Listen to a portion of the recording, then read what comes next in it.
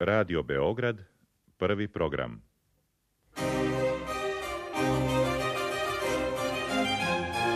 Susretanja.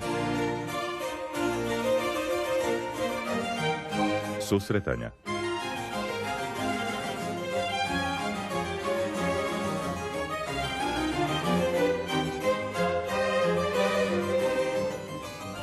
Dobar dan, poštovani slušalci. Gost današnje emisije Susretanja je Srđan Asanović, etnomuzikolog iz Novog Sada. Tema emisije jesu srpske tradicionalne pesme, što je ujedno i oblast proučavanja našeg današnjeg gosta. Ostanite na programu Radio Beograda 1 do 14 časova. Sa vama su Aleksandar Kostić i Aleksandra Paladin.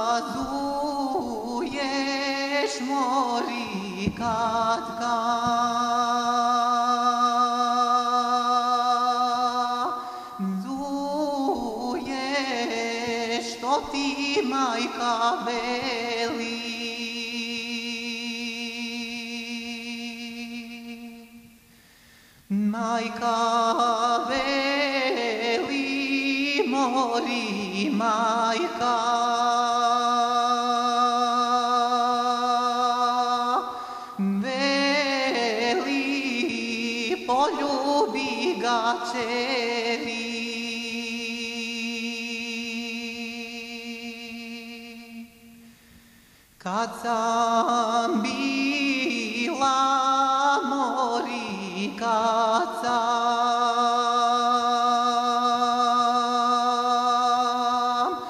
bila mlada kako tebe,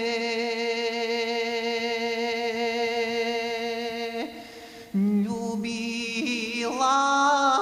sam mori,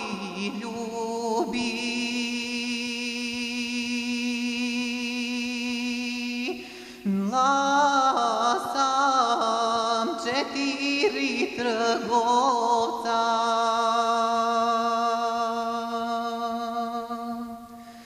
Dva ženje na mori, dva ženjena,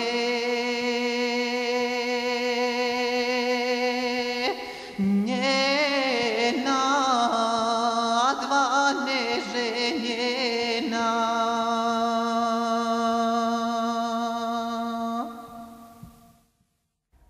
Slušali smo pesmu pod nazivom Oj devojče, često li me sanjaš, pesmu srpsku, tradicionalnu sa Kosova i Metohije, pevao Srđan Asanović. Srđan Asanović jeste i gost današnje emisije Susretanja. Srđane, dobar dan i dobrodošli. Dobar dan, hvala na pozivu. Pretpostavljam da su slušalci emisije Susretanja već i sami mogli da zaključe da će tema današnjih susretanja kao i taj zvučni ambijent koji ćemo danas osluškivati biti upravo u domenu srpske tradicionalne pesme, to jeste oblast vašeg proučavanja. Pa evo prilike da zapravo predstavite, reći ću, vaš pristup s obzirom da proučavanje srpske tradicionalne muzike i pesme ne radite na onaj standardizovani način. Jeste, upravo tako. Naši vodeći etnomuzikolozi, kada je u pitanju srpska tradicionalna pesma, iznedrili su jednu definiciju šta je to zapravo srpska tradicionalna pesma. I oni kažu to je spoj melodije i teksta uz koji se ponekad može javiti jedna harmonska podloga, neraskidivi spoj melodije i teksta.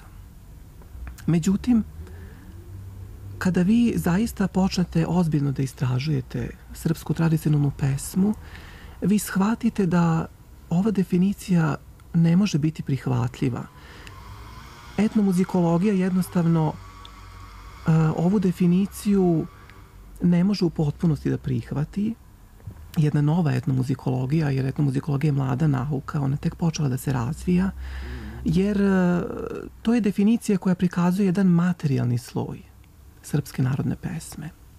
Međutim, srpska narodna pesma je izuzetno jedno duhovno jedno oličenje, i kada govorimo o tako jednom duhovnom oličenju, onda moramo ponuditi jednu mnogo ozbiljniju definiciju. Kako ste uopšte došli do toga da sagledavate prosto srpsku tradicionalnu pesmu iz jednog potpuno drugačijeg ugla? Da, ja često kada šetam kejom u Novom Sadu i kada prosto pogledam Dunav, ja uvek razmišljam o tome kakav je taj Dunav na površini, a kakav je zapravo on iznutra. Sad ću da vam objasnim zašto ja o tome razmišljam. Kada vi pogledate jedan okean, ajde sada da kažemo da je taj okean zapravo srpska narodna pesma. Kada ga mi pogledamo na njegovoj površini, mi smo zadivljeni tim beskrajnim prostranstvom, tom jednom mirnoćom kojom on teče. I to je zaista fascinantno.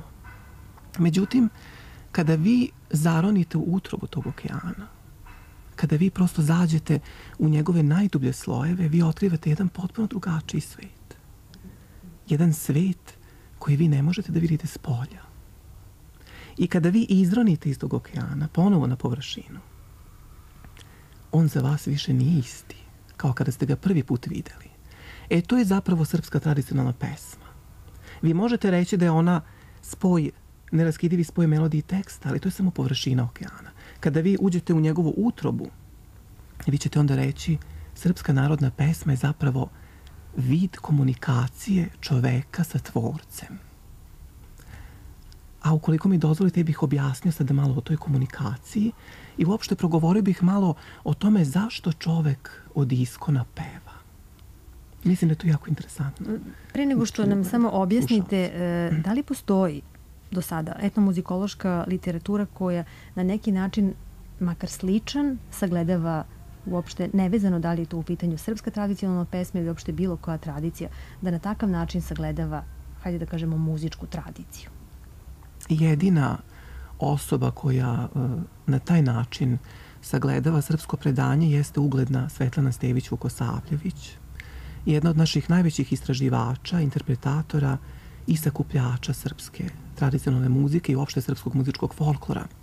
Ja sam imao veliku čast, zaista, i jedno istinsko zadovoljstvo da sa Svetlanom jako dugo pričam o tome i ja sam mnogo toga od nje naučio. I ono što vam ja sada pričam, to je zapravo pod utiskom onoga što je meni Svetlana govorila.